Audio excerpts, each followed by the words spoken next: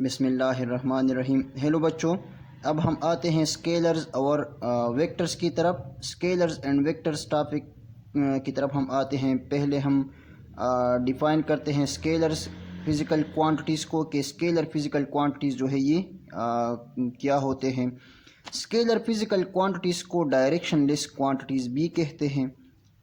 Scalar physical quantities کو اس طرح define کرتے ہیں کہ those quantities which are specified completely by its magnitude is called scalar physical quantities۔ یعنی ایسے فزیکل کوانٹیٹیز جس کو ہم کمپلیٹلی اسپیسیفائی کرتے ہیں، کمپلیٹلی ڈسکرائب کرتے ہیں صرف اور صرف میگنیچیوڈ سے، تو اس طرح کے فزیکل کوانٹیٹیز کو ہم کہتے ہیں اسکیلر فزیکل کوانٹیٹیز۔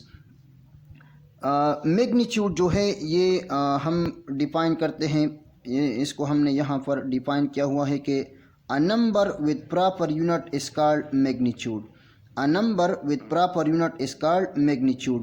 اگر ہم لینتھ کو دے کے L = 2 میٹر، اگر ماس کو دے کے M = 2 کلو گرام، ٹائم کو دے کے ٹائم = 5 سیکنڈ، تو لینتھ میں 2 جو ہے یہ ہمارے پاس ایک نمبر ہے، اور میٹر جو ہے یہ لینتھ کا پراپر یونٹ ہے، تو 2 میٹر کو ہم میگنیچیوڈ کہتے ہیں۔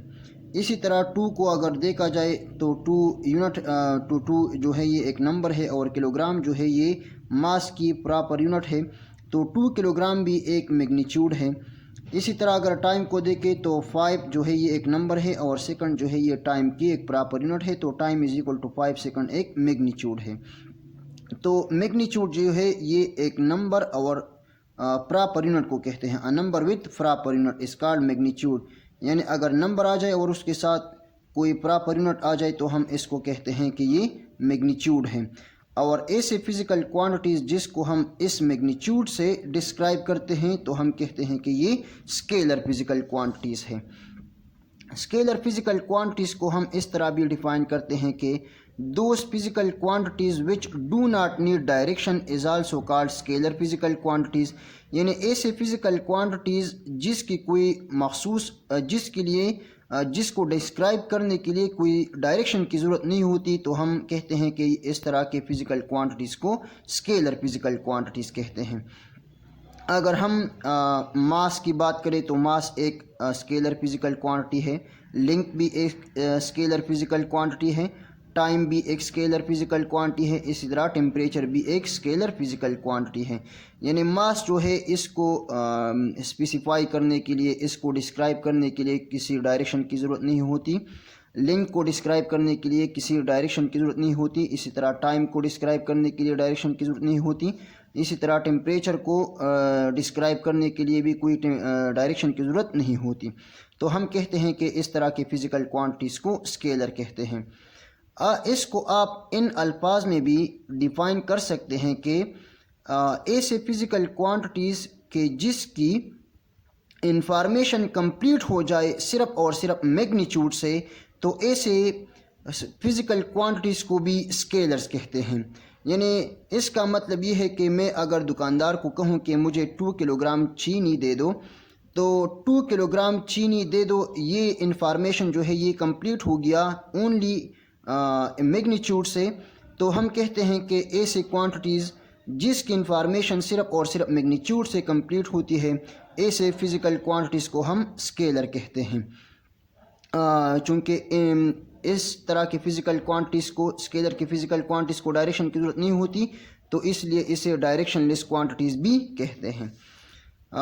یہ ہمارے پاس اس کے اگزامپل ہو گئے کہ ماس، لینتھ، ٹائم، ٹیمپریچر، یہ جو ہے یہ اسکیلر فزیکل کوانٹی ہے۔ اس طرح اور بھی اسکیلر فزیکل کوانٹیز ہیں، مینز ایٹسٹرا یہاں پر ہم نے لکھا ہوا ہے، مینز وغیرہ وغیرہ۔